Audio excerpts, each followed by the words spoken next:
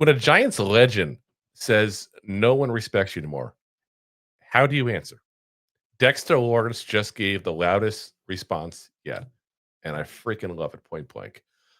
So for those who might not have remembered, because this happened just a couple days ago, Dexter Lawrence was talked about on the Believe in Giants podcast there, which is Bob Pop and Carl Banks. Carl Banks said, Dexter Lawrence, nobody respects you anymore. Nobody. Your opponents do not. The pre-injury Dexter is not there in their heads. They don't respect you. That's a little crazy. We talked about our thoughts on that last episode. You can go back to the other video. I don't want to rehash that again. But Dexter Lawrence gave his response. He said, those were strong words. If that's how he feels, I'll put it that way. Yeah. He said, it. Can't hit the censor button time, but you get what I mean. F it. Yeah.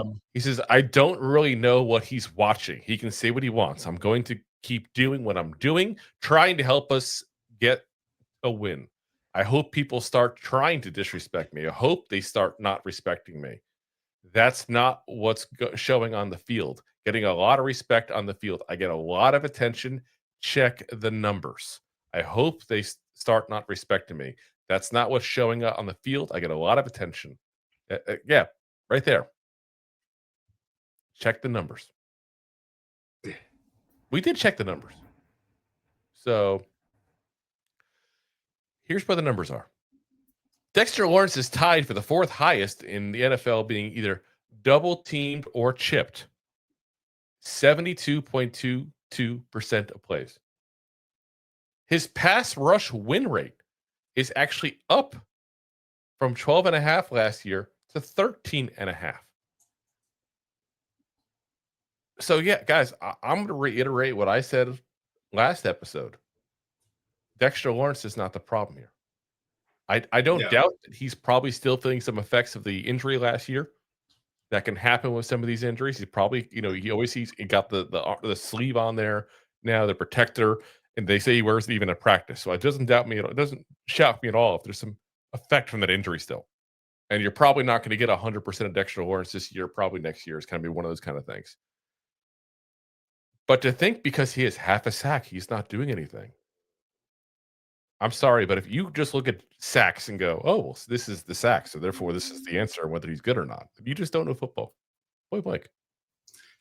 Yeah, we talked about this a lot. Like, especially like we talked about at the beginning of the year, through the year, you got a lot of people that get sacks on the team.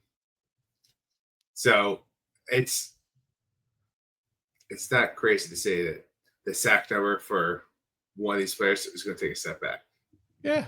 Or but it's also a player who's coming back from a major injury and still wearing a guard over that part of his body because of the injury. Like, yeah. I'm sorry, is he not allowed to ever get hurt? Is he not allowed to ever not be 100%?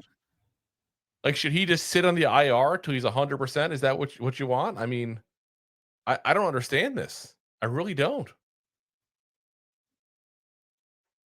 And I still think it's a scheme issue, guys. I still do. And a lot of it is because I don't trust, obviously, Shane Bowen at all. That man couldn't scheme his way out of a paper bag. Like, it's just bad.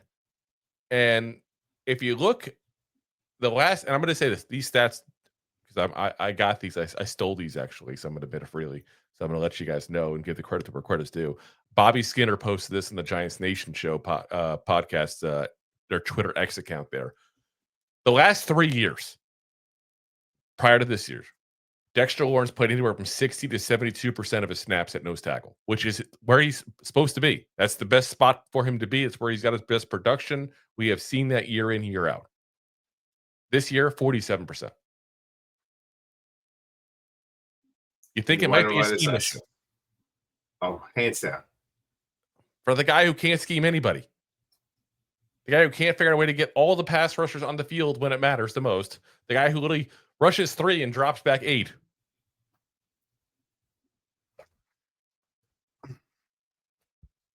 Yeah. Yeah, Bowen is definitely an issue with a lot of these defensive players going on. I mean, besides Burns, people like where's Carter, where's Thibodeau, where's this player, where's that player, like Carrick, like what's going on? Scheming. Yeah, it's like I said, it's what it is, and I'm not going to go ahead and say it's 100% the scheming. I'll say it this way. I'll say I'm 90% sure it's the scheme. And the reason I'm saying this is we don't know until we know. Like we don't until we take that variable out, we can't say that 100%. But when I see a whole bunch of people not performing, that's your consistent. That's your variable that's in all those scenarios is the defensive coordinator and his scheme. And to me, I just got to look at that and go, wait a minute. Like is this maybe the problem? It has to be. There's only so much that you can do. Like people thought Wink was a problem. They're like different. Like at the end of the day, like there's a lot of talent, and like there should be a lot of defensive coordinators that will want to come to this team. Be like, all right, we need to work on that secondary, but we can have some fun in this team and make that big splash. The problem is we got Dable. Yeah. So he's a common denominator with a lot of play on both sides of the ball, obviously, as the head coach. But Bowen's the problem that, you go back to Sexy Dex, like you go back to some of these other players, like guys aren't just they're showing up, but they're not suited in the right spot. They're not playing to the best of their abilities because they're not put in the best spot to play to the best of their abilities. Yeah. And again, that's the constant denominator is that it is Bowen. And I see what Jay's saying. I don't disagree. Like we've said it before, Dable's also a problem. I get it. Bobby Johnson was the problem, but I will say Carmen Brasillo is doing much better this offensive line than Bobby Johnson ever did. Wink was the problem. Yeah, Wink and Dable were like oil and vinegar. That was never going to work. Anybody who knows personalities could have told you that in a heartbeat. That was not going to work. You have too many Chiefs, not enough Indians, as they say there. They both wanted to lead the tribes. Can't do it. Not going to work. And again, Wink wasn't that good. I'll still stand by that. We just glorify him because he was a fun personality. But it is what it is. And I just think to me, we need to get rid of Bowen. Like I said, just analyze these players and see what you really got. Because you know what? You're going to know better if you actually have a decent scheme. But when I see everybody not succeeding, I'm not going to sit there and knock the guy that's been busting his ass the last couple of years when this team sucked and say he's one of the best players. Yeah, like he's the problem. The guy who literally was the best at his position the last couple of years when this rest of his defense was just surrounding him with shit. But he's the problem. Just saying, like it's not fair to him. And you know what? I'm shocked that Carl Banks is the one who did that because Carl Banks is smart enough to go after the defense and say the defense is the problem.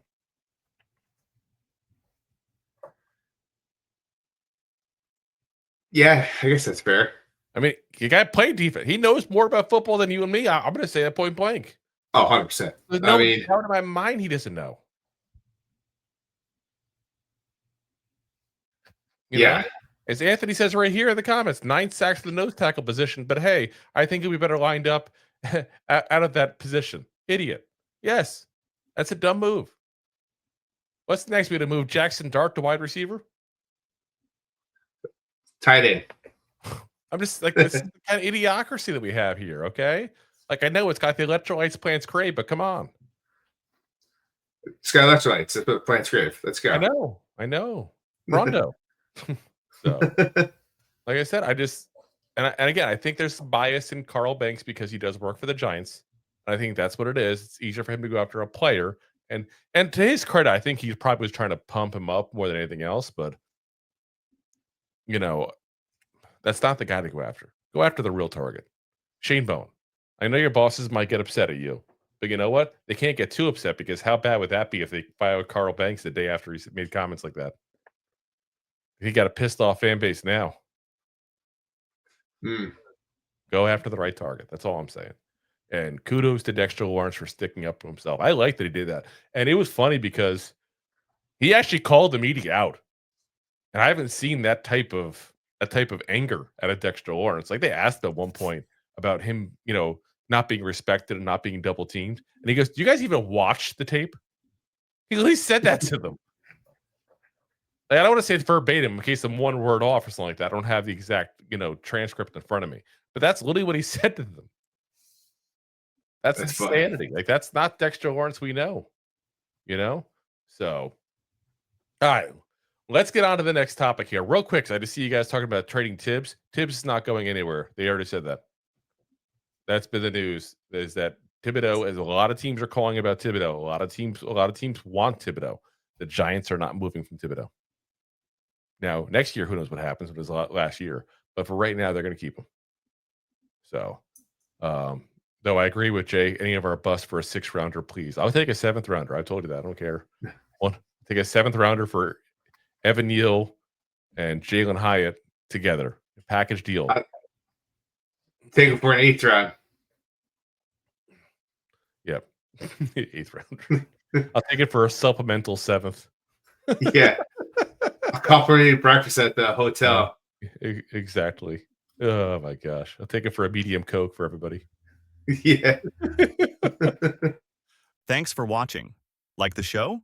Of course you do, or you would have turned it off by now and not be hearing me. There are plenty of ways to support the show. YouTube is the best place to join us, and we offer memberships there with fun benefits like custom emojis and early access to video clips. Of course, there you can also send super chats and stickers to send one-time support payments. The best way to support the show is to buy these drunk idiots beers at buymeacoffee.com/2giantgoofballs. Along with one-time support payments, there are also monthly plans, so you can continue to help kill their livers each month. You can also show people that you are a goofball by visiting our store at 2giantgoofballs-shop.fourthwall.com.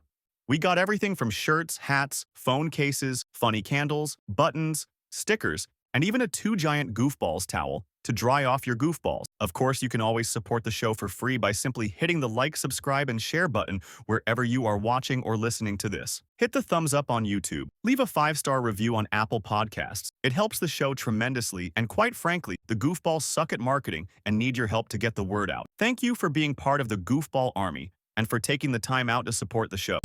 If you like that clip, then you will love the full episodes too. Find us on your favorite podcast app and look for us on all your favorite social media platforms. Thanks so much.